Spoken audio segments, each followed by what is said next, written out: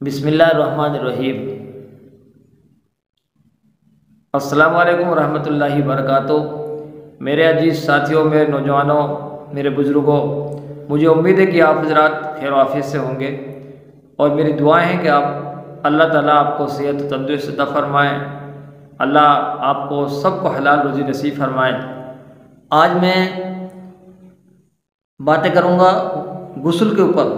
ابھی جو اس سے پہلے ہم نے ویڈیو ڈالی وہ وضو کا طریقہ تھا، اور آج جو میں بتانے جا رہا ہوں وہ ہے غسل کرنے کا طریقہ کیا ہے، سنت طریقہ کیا ہے۔ تو ہم ویڈیو کو پورا دیکھیں، ہم دیکھیں کہ غسل کا جو طریقہ ہے ہم اسی طریقے سے غسل کر رہے ہیں، یا پھر ہم اس کے علاوہ ہم غسل کر رہے ہیں۔ کہیں ایسا تو نہیں ہے کہ ہم غسل کر رہے ہوں اور ہمیں پاکی نہ مل رہی ہو، یعنی ہم ناپاکی رہے ہوں۔ اسلام کے اندر، مذہب اسلام کے اندر پاکی کو آدھا ایمان بتایا گیا ہے۔ ناپاک آدمی جب ہوتا ہے، یعنی جس کو غسل کی ضرورت ہوتی ہے، اگر وہ غسل نہیں کرتا، اس کی غسل نہیں ہوتی ہے، تو اللہ تعالیٰ بھی اس سے ناراض ہوتے ہیں، زمین بھی اس سے پناہ مانگتی ہے۔ بہت سارے کام ایسے جو اسی کے اوپر موقوف ہے۔ آپ غسل نہیں کریں گے تو آپ قرآن نہیں پڑھ سکتے، غسل نہیں کریں گے تو آپ نماز بھی نہیں پڑھ سکتے، غسل نہیں کریں گے تو اور بہت سارے کام ارکان ہیں اس طریقے سے۔ تو ہم غسل کرنے کا طریقہ کیا ہے؟ دیکھیے، سب سے پہلے تو ہمیں یہ ذہن میں رکھنا ہوگا کہ غسل کے اندر 3 فرض ہیں۔ غسل کے اندر 3 فرض ہیں، وہ ہمیں دھیان رکھنے پڑیں گے۔ اب ہم چلتے ہیں سیدھے غسل کرنے کا طریقہ کیا ہے۔ اگر ہمیں غسل کرنا ہے، یعنی آپ سمجھ رہے میری بات کو، نہانا ہے آپ کو نہانے کی حاجت ہو گئی، تو آپ کو نہانا کس طریقے سے نہانا ہے؟ سب سے پہلے ہمیں برتن میں پانی لینا ہے، اور برتن کو اونچی جگہ پر رکھنا ہے۔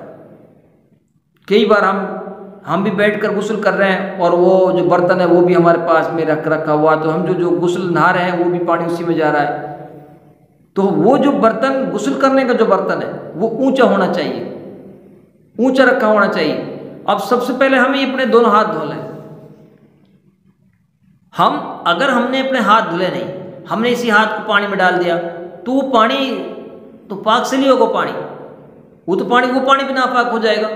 تو ہمیں کسی نے ترتیب سے اس سے سب سے پہلے ہمیں یہ دونوں ہاتھوں کو گٹا تک دھونا ہے، یعنی ان کو صاف کرنا ہے۔ پھر ہمیں پانی لے کر ہمیں جو ناپاکی لگی ہوئی ہے بدن پر، جہاں پر بھی ناپاکی بدن پر ہے، ہم کو وہ پاکی دھونی ہے۔ جہاں ہمیں ناپاکی لگی ہوئی ہے اس ناپاکی کو دھونا ہے سب سے پہلے ہمیں۔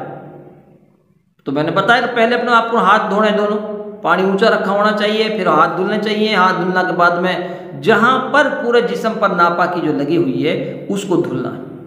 اس کو دھلنے کے بعد آپ کو وضو کرنا ہے۔ جیسے ہم وضو کرتے ہیں، نماز کے لیے وضو کرتے ہیں، اسی طریقے سے ہمیں وضو کرنی ہے وہاں پر۔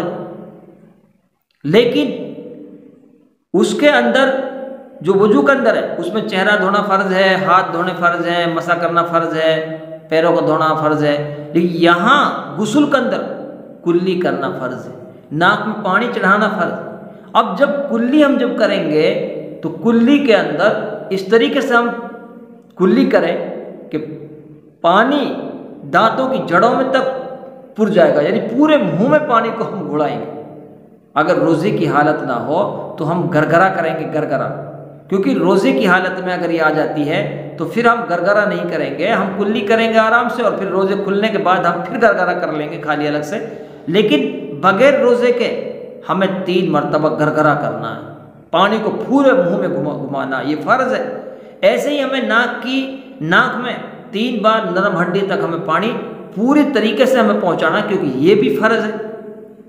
تیسرا فرض جو ہے وہ پورے جسم پر پانی کو بہانا ہے، کیونکہ پورے جسم پر پانی کو بہانا، بس آپ اتنا دھیان رکھیں کہ پورے جسم کے اندر ایک بال برابر بھی سوکھی جگہ نہیں رہنی چاہیے۔ اگر ایک بال برابر سوکھی جگہ کہیں رہی تو پھر آپ کی غسل نہیں ہوگی۔ جب آپ کا غسل نہیں ہوگا تو پھر آپ نماز بھی صحیح نہیں ہوگی، آپ کا وضو بھی صحیح نہیں ہوگا، آپ کا کوئی عمل صحیح نہیں ہوگا۔ تو اس لیے ہمیں اس طریقے سے ہمیں وضو کرنی ہے۔ تو سب سے پہلے میں نے بتایا کہ ہم پہلے اپنے ہاتھوں کو دھوئیں گٹا تک، اس کے بعد ہم پانی کو اونچی جگہ رکھیں، اور پھر ہم اپنے جو ناپاکی لگی ہوئی ہے اس کو دھویں، اور اس کے بعد ہم وضو کریں جس طریقے سے ہم وضو نماز کے لیے وضو کرتے ہیں۔ لیکن اس میں جو پانی کلی جو کرنی ہے، کلی گرگرا کرنا ہے بغیر روزے کی حالت میں۔ روزے سے ہے تو نہیں کرنا، روزے کا الگ ہے تو گرگرا کرنا ہے، ناک میں پانی پہنچانا ہے، اور اس میں پھر تیسرا جو فرض ہے غسل کے اندر، وہ پورے بدن پر پانی بہانا ہے، پورے بدن پر، یعنی بس یہ سمجھ لو کہ پورے جسم پر ایک بال برابر سوکھی جگہ نہیں رہنی چاہیے جہاں پر پانی نہ پہنچے۔ اگر ایک بال برابر سوکھی جگہ رہی تو پھر آپ کو غسل نہیں ہوگا۔ اللہ تعالی ہم سب کو عمل کرنے کی توفیق